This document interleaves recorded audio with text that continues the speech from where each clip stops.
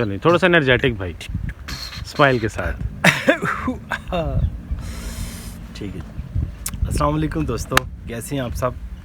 उम्मीद है कि आप सब खैर खैरियत से होंगे। और आज हम आपके पास एक ज़बरदस्त टिप लेके आए हैं, और वो ये है कि असील पट्ठे आपके डरते क्यों हैं।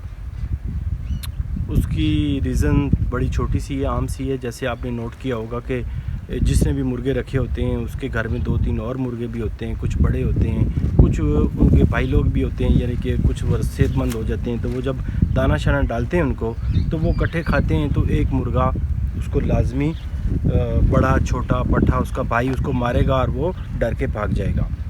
तो अब आप किसी दोस्त के साथ छोड़ेंगे भी तो वो बेचारा ऑलरेडी पहले ही डरा होगा, तो वो भाग जाएगा। होता तो वो प्योर असील है और अच्छी नस्ल का होता है, लेकिन आपके दिल में ख्याल आता है कि यार कोई आम सी चीज़ है, मज़ेदार नहीं है, ये तो बेकार है, बेइज्जती करवाएगा। ऐसी बात नहीं है। उसको आप क्या करें, उसको आप 3 से 4 हफ़्ते किसी दूसरी जगह पे रखें। यानी कि लेट से आप अगर एक खुडे में इधर रखा हुआ है तो दूसरे कमरे में उसको रखें, लेकिन इस 3 से 4 हफ़्तों में उसको ना कोई मुर्गी दिखानी है, ना कोई आपने उसको मुर्गा दिखाना है। टोटली सेपरेट, यानी कि उसकी 3 हफ़्ते और 4 हफ़्ते की उम्र कैद होगी। ठीक है जी। तो आपने उसको अलहदा रख दिया। अब आप उसको खुराक भी दें, जो नॉर्मल खुराक है, अच्छी खुराक उसको दें।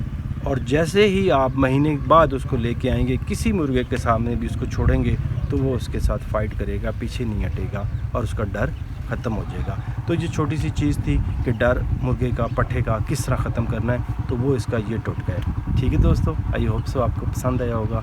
इंशाल्लाह मिलते हैं किसी अगली वीडियो में। Take care.